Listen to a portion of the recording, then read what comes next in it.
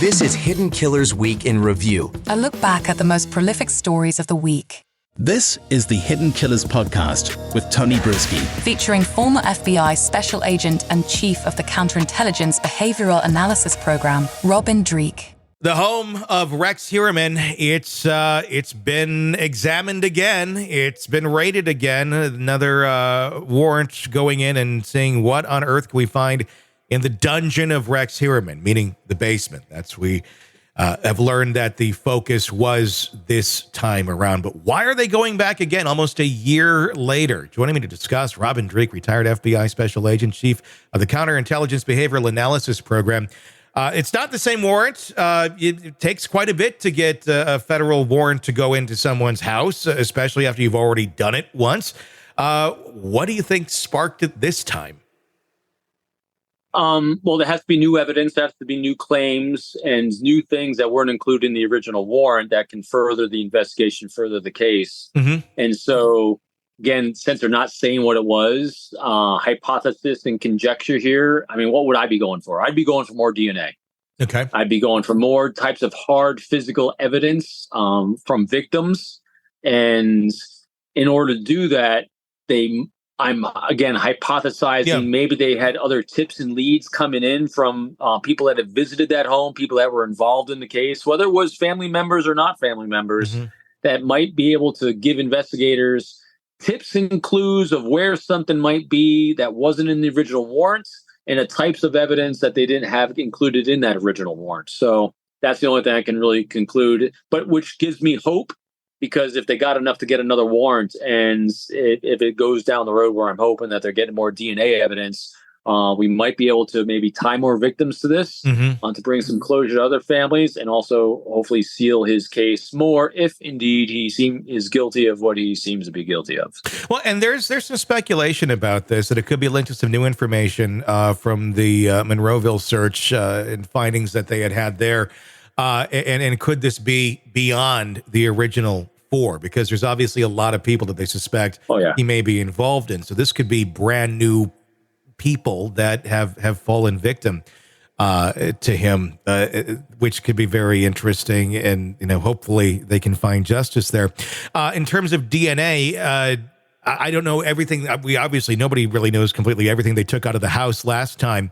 But it was a hoarder house, not exactly an easy place to find things. It's difficult enough when it's not a hoarder house, but then you're going in with your probable cause, and these are the specific things you're trying to find, and find it amongst hoarders. If you ever watched the TV show, you know how horrible that can possibly be.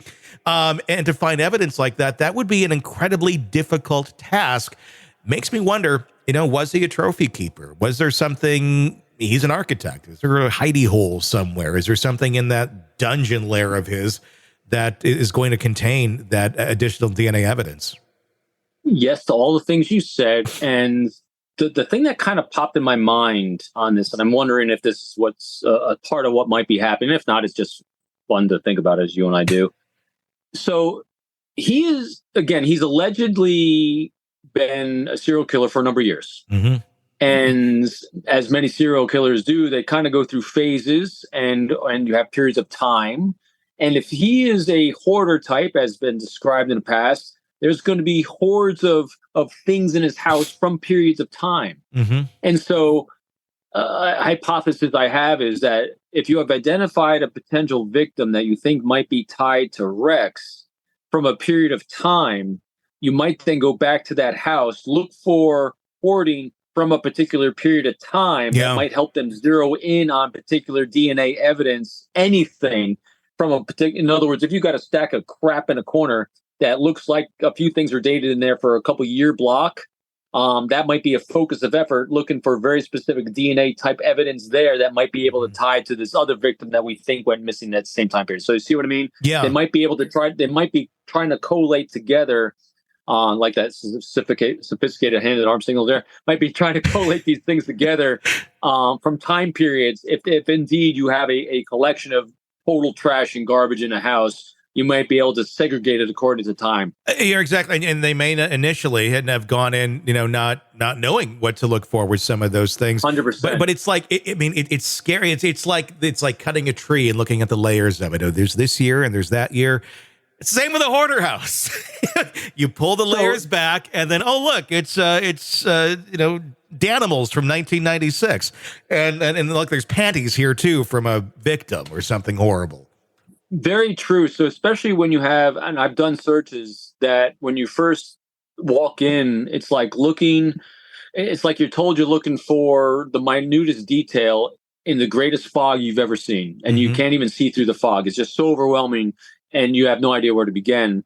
But every time you can apply a new filter to that fog, then you started getting more and more clarity. And the more clarity you get, you kind of say, oh, this is starting to make sense. The fog is starting to clear right here. It can kind of zero in on this. And so that's what happens over time with complex investigations like this.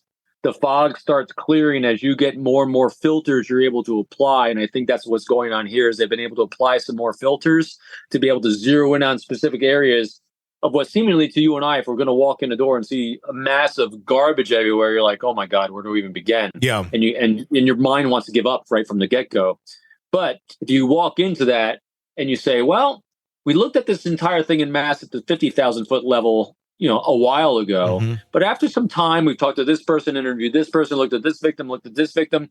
We know that this kind of time period from what we've accumulated from X, Y, and Z would tie to this victim during this time period. And I remember when we were in the house and I saw a stack of papers over here with a newspaper that's dated this period. Let's look over in this area this time.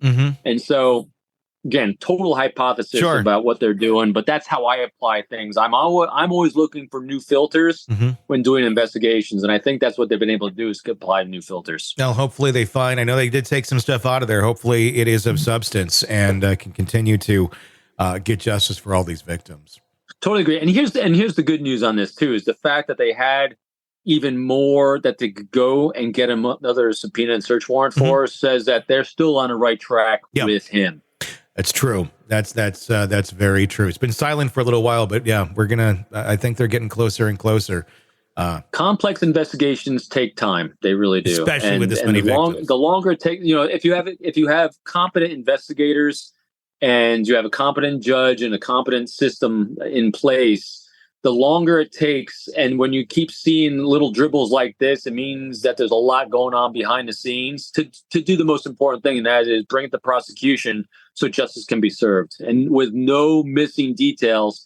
And the most important thing is no appeal if he's convicted. Sick of the ads? We are too. Start listening with no commercials now and get access to all of our episodes in advance of everyone else. Become a True Crime Today Premium Plus subscriber on Apple Podcasts. Search True Crime Today Premium Plus on Apple Podcasts or go to our podcast page and sign up now. True Crime Today Premium Plus. Sign up now.